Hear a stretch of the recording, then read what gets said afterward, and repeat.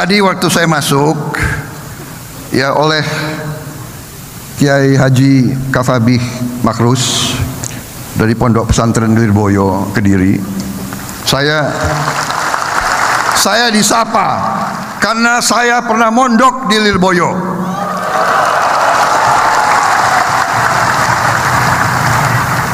Benar Kiai, tapi mondoknya 1 hari saja.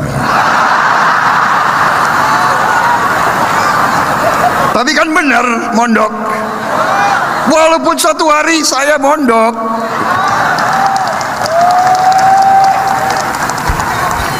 Pagi-pagi jam 2 udah dibangunin, harus sembahyang di situ. Jadi saya merasa bahwa saya memang sangat dekat dengan Kiai. Tapi begini, semua tentara tanya mereka itu pasti dekat dengan Kiai. Tahu kenapa? Karena kalau mau berangkat perang,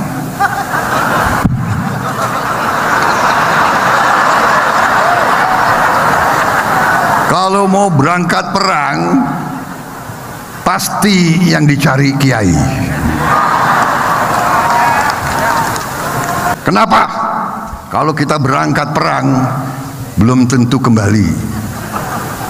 Jadi kita berangkat dari muda, kita harus siap. Kita siap berkorban, kita siap memberi jiwa dan raga kita untuk negara dan bangsa.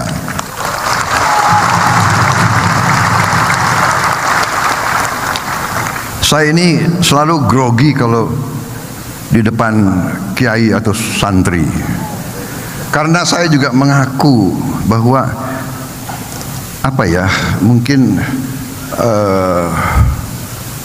ibadah saya mungkin kurang sempurna dan kurang baik.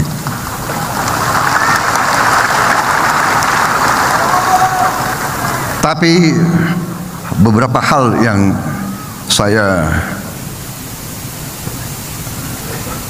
diberi oleh kiai-kiai saya diberitahu untuk orang Islam, kalau sudah merasa sudah saat-saat terakhir di dunia ini, kita harus mengucap 2 kalimat syahadat. Walaupun saya mengaku bahwa mungkin kurang sempurna ibadah saya, tapi saya memang meyakini Islam dan saya berusaha menjadi Muslim yang baik.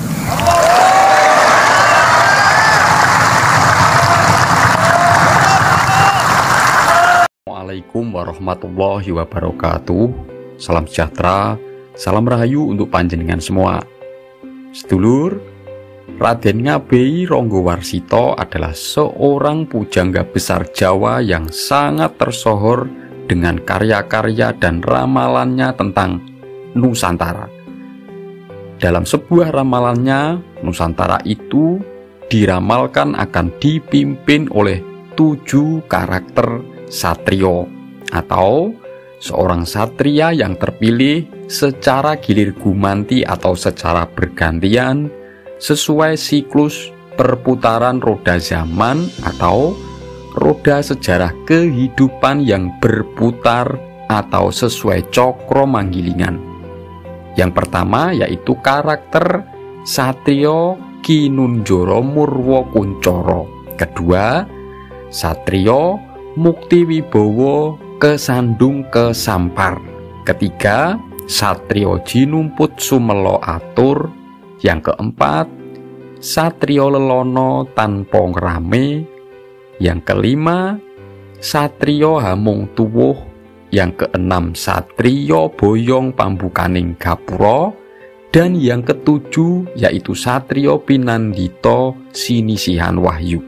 Nah, jika Bapak Prabowo nanti sudah ditetapkan resmi sebagai presiden terpilih, berarti beliau sesuai karakter satrio yang kedua yaitu satrio Muktiwibowo Kesandung Kesampar.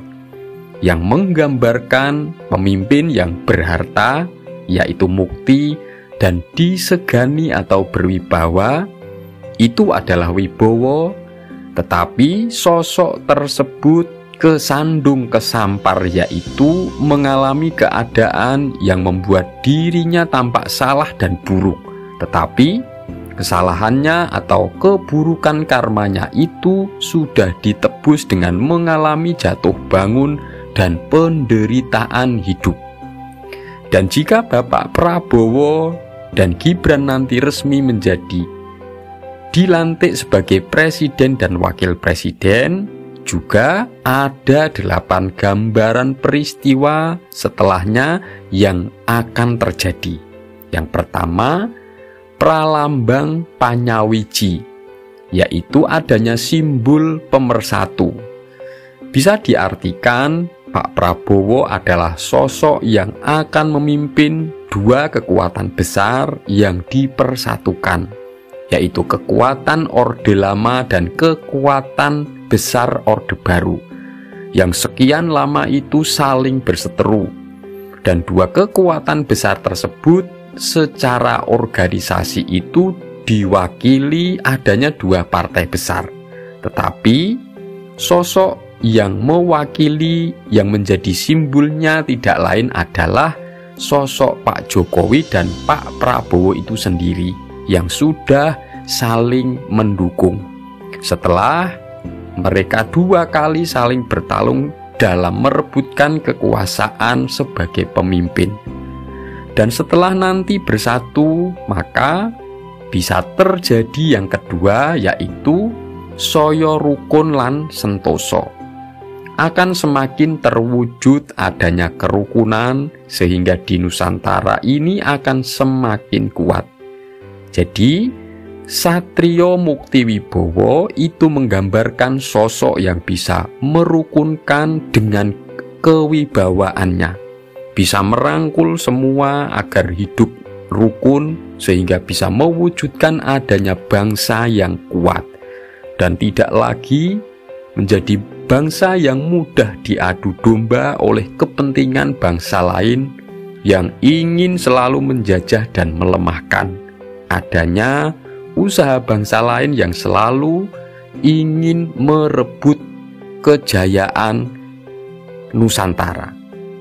Dan hal tersebut akan memunculkan peristiwa yang ketiga, yaitu ing wiwitan ono sandungan. Jadi di awal pemerintahan Satrio Mukti Wibowo itu akan ada yang berusaha untuk menghambat dan melawan, yang itu munculnya dari orang-orang yang membenci dan yang tidak mau menerima kekalahan. Mereka adalah yang selama ini sering sekali ditunggangi dan dimanfaatkan oleh bangsa asing yang akan terancam kepentingannya, yang selalu menginginkan kehancuran bangsa Nusantara ini. Tetapi itu akan teratasi.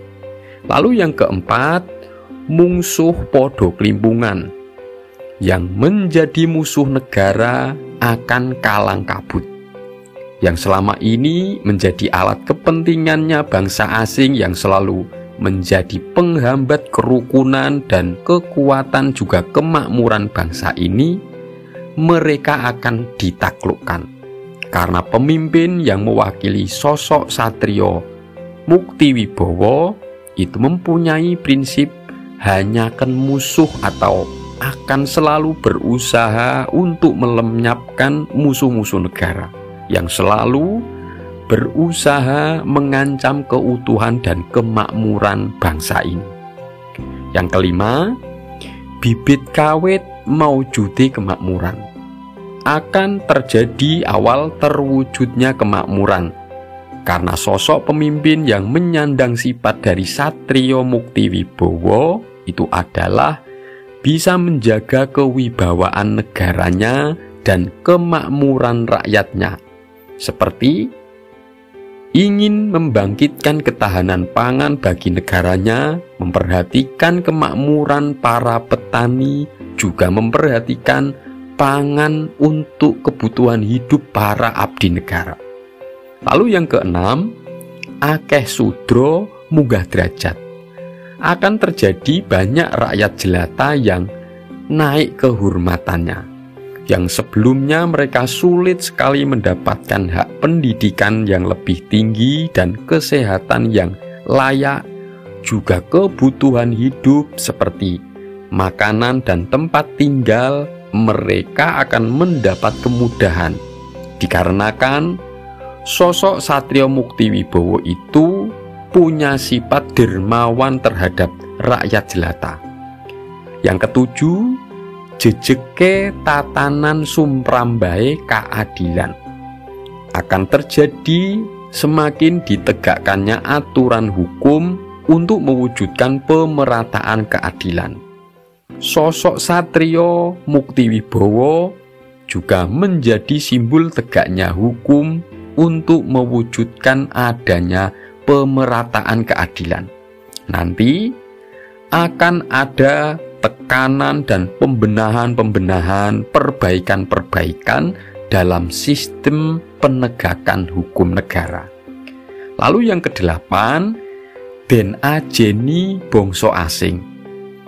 Dengan adanya pemimpin yang menggambarkan sikap dari Satrio Mukti Wibowo seperti Bapak Prabowo, itu akan membuat negara lebih terjaga dari ancaman bangsa asing, karena lebih mempunyai wibawa yang disegani kemampuan dan keberaniannya juga pengalamannya yang sangat panjang, sehingga Nusantara nantinya akan lebih dihargai dan tidak diremehkan oleh negara-negara lain. Ayo podo njogo karukunan, amrih nuswantara nemu kasantosan. Marilah kita menjaga kerukunan agar Nusantara tetap kuat dan berjaya. Semoga ini bermanfaat. Wassalamualaikum warahmatullahi wabarakatuh.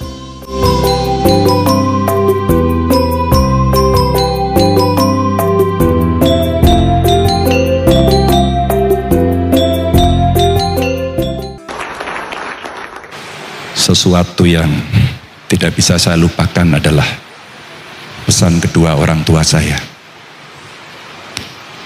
Kalau soal jabatan, Jar, jangan pernah kamu kejar. Kalau itu takdirmu, laksanakan dengan baik. Jangan pernah korupsi. Bismillahirrahmanirrahim. Di tempat ini, di lapangan ini, saya kelas 1 SD dan bermain sepak bola pertama kali di lapangan terbuka namanya lapangan STO. Pada waktu itu saya kelas 1 SD, sekolahnya di Sekip. Pada tahun 89 saya berada di lapangan ini, namanya lapangan Pancasila, menjadi mahasiswa Universitas Gadjah Mada, universitas yang saya impikan sejak saya SD ketika main di lapangan ini. Tahun 91 saya menjadi ketua panitia ospek untuk mahasiswa baru.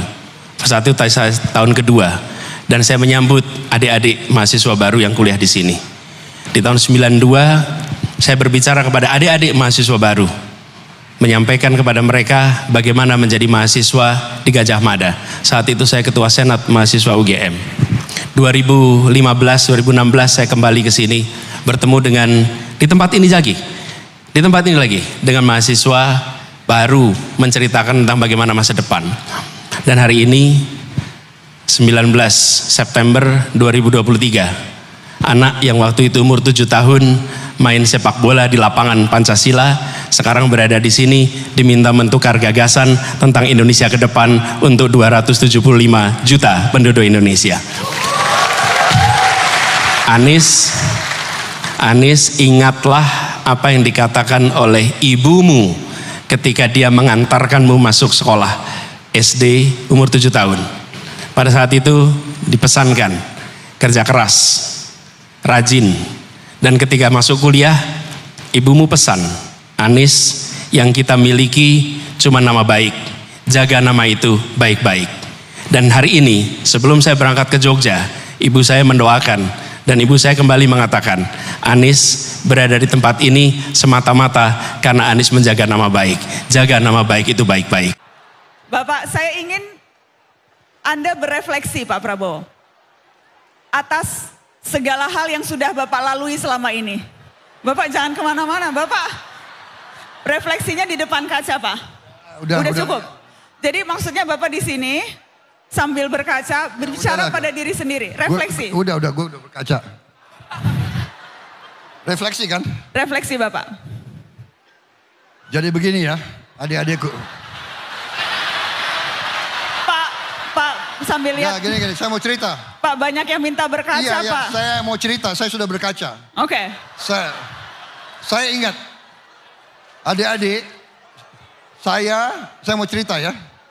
Saya lahir tahun 51. Ya.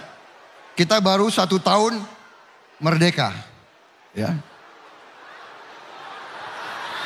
6 tahun. Ya, maaf. Proklamasi tahun 45, tapi penyerahan kedaulatan baru tahun 50. Ya, 49. Karena kita harus perang. Penjajah gak mau pergi, kita harus perang. Saya mau cerita begini. Ya. Waktu itu, saya mau cerita, begitu saya sekitar umur 22, 23, 24, saya perwira di tentara, saya bawa anak buah saya berenang di kolam renang Manggarai. Waktu itu masih ada kolam renang di Manggarai. Dan waktu saya berenang, saya lihat ada dinding. Dinding dari marmer, tapi tertutup oleh lumut. Saya suruh bersihkan lumut. Dan saya baca, di situ ada tulisan, Honden and Inlander verboden. Ya, artinya anjing dan pribumi dilarang masuk kolam renang. Itu tahun 75 saya baca. Jadi adik-adik sekalian, dulu kita dijajah, kita dibantai, kita diperbudak, kita dimiskinkan, dan kita dianggap lebih rendah dari anjing. Anda minta saya refleksi. Saya pernah hidup di tengah orang Eropa. Saya ingat, saya waktu itu satu-satunya murid yang bukan kulit putih. Tiap hari saya diejek oleh guru saya. Tiap hari dibilang bangsa monyet, ini itu. Prabowo, your people live on trees. Saya alami. Saya sekolah di beberapa negara, selalu mereka bilang begitu. Rakyatmu tinggal di pohon, kamu. Saya mengalami. Jadi kalau Anda minta saya refleksi, saya ingin melihat sebelum saya meninggal, Indonesia menjadi negara bermartabat, negara terhormat. Saya ingin lihat tidak ada kemiskinan di Republik Indonesia. Saya ingin lihat anak-anak Indonesia kuat, gembira, senyum, orang tuanya gembira. Itu, Mbak Nana, itu yang mendorong saya. Kalau Anda minta refleksi saya tidak mau bangsa saya dihina terus. Saya ingin bangsa saya terhormat, berdiri di atas kaki sendiri. Saya ingin melihat adik-adik saya ini semua, nanti kau pakai mobil buatan Indonesia. Kau naik motor buatan Indonesia. Kau pakai jam buatan Indonesia. Kau pakai sabun buatan Indonesia. Kau pakai parfum buatan Indonesia. Kau pakai sepatu buatan Indonesia. Itu Mbak Nana, itu yang saya cita-citakan. Terima kasih. Selesai. Prabowo Subianto.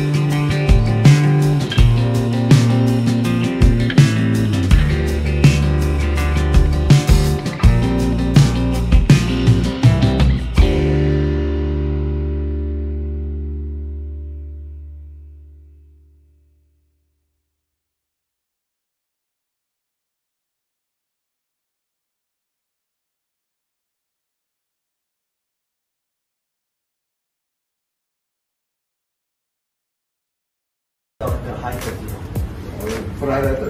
Ya, perhara itu. Oh iya? You feel proud? Aber eine Frau, drei Kinder. Very good.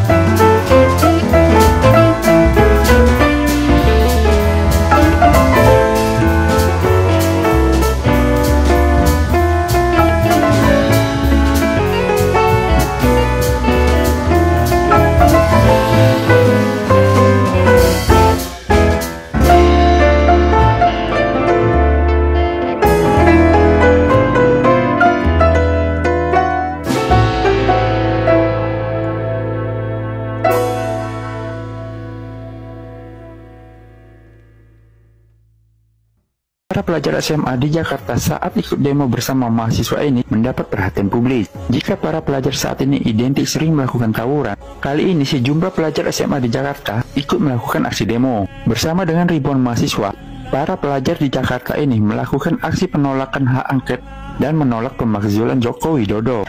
Para pelajar SMA ini menilai pemakzulan terhadap Joko Widodo tidak rasional dan tidak sopan.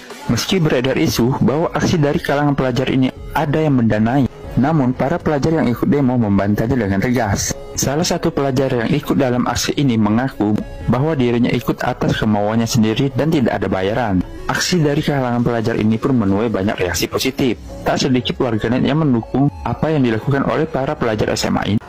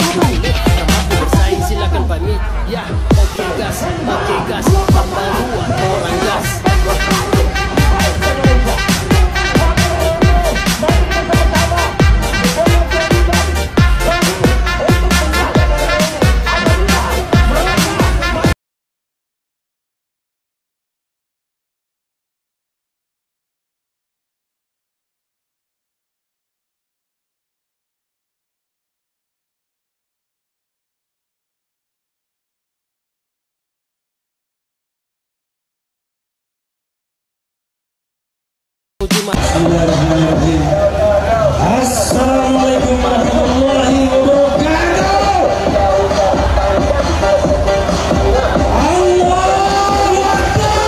Allahu Akbar. Merdeka! Merdeka! Kawan-kawan semua, pertama-tama saya ingin mengucapkan terima kasih yang sebesar-besarnya atas tidak lelahnya kawan-kawan semua hadir di sini. Jangan pedulikan berapa jumlah kita. Yang kita pedulikan adalah kita berjuang di jalan yang hak. Kita berjuang di jalan yang tidak batil. Karena itu jangan pedulikan juga yang di belakang kita. Karena yang di belakang kita adalah orang-orang yang patut kita kasihani. Orang yang tidak punya agenda sendiri. Kerjanya ngikut-ngikutin kita. Kita unjuk rasa, dia ikut juga. Mestinya dia bikin unjuk rasa sendiri. Oke. Kita sudah menunggu anggota DPR